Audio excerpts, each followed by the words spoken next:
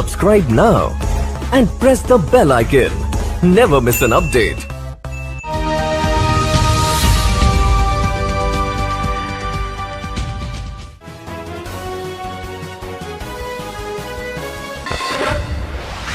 अब जो है अगर आपके यहाँ साथ में पेशेंट के साथ में एक तीमारदार अलाउड है, ज़्यादा आपको यहाँ पर भीड़ नहीं लगानी।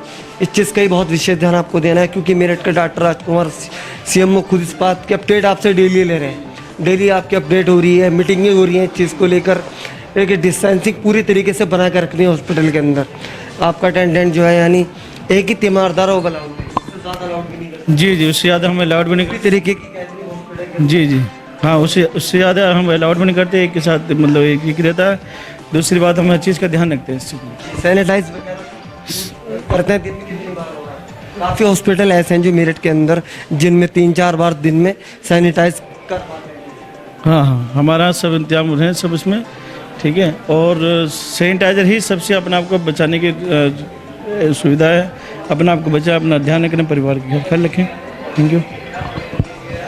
तो सभी डॉक्टरों को एक ही चीज़ डॉक्टर हमें सिखाते हैं और बताते हैं, लगातार पिछले 6 महीने से बता भी रहे हैं कि किस तरीके से बचना है, किस तरीके से बचाव करना है। अगर हम डॉक्टरों की बात सुने, इस बात को माने, तो शायद कहने का इस बीमारी से रुकने का एक, मैं मानता हूँ इससे अच्छा एक बहुत बेहतर तरीका ये हो सकता है जो डॉक्टर बता रहे हैं उसे आप समझें और इस बात को अगर मानेंगे तो कहीं ना कहीं रुकती हुई बीमारी दिखाई देगी कोरोना, वरना कहर आगे तो लगातार जारी बढ़ने पर है।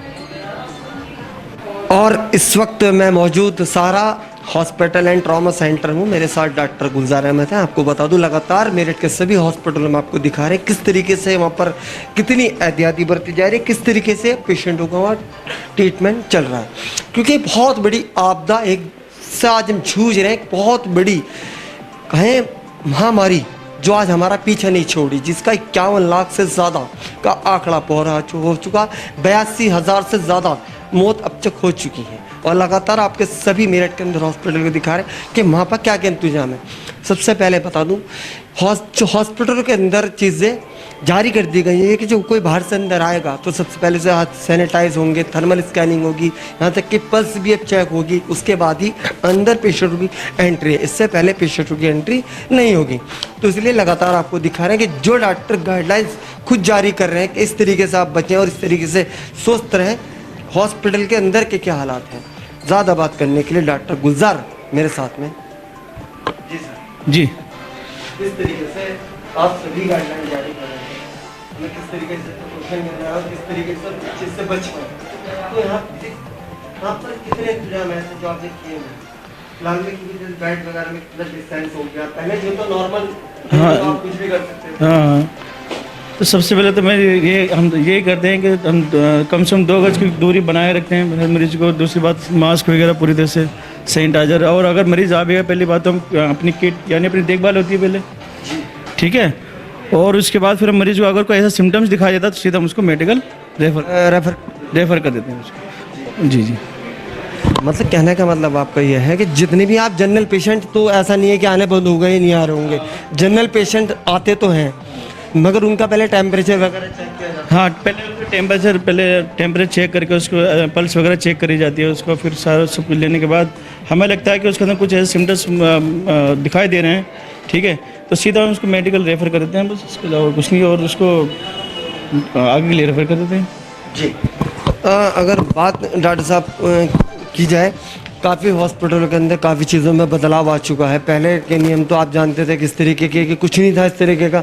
अब जो है अगर आपके यहाँ साथ में पेशेंट के साथ में एक तीमारदार अलाउड है, ज़्यादा आपको यहाँ पर भीड़ नहीं लगानी।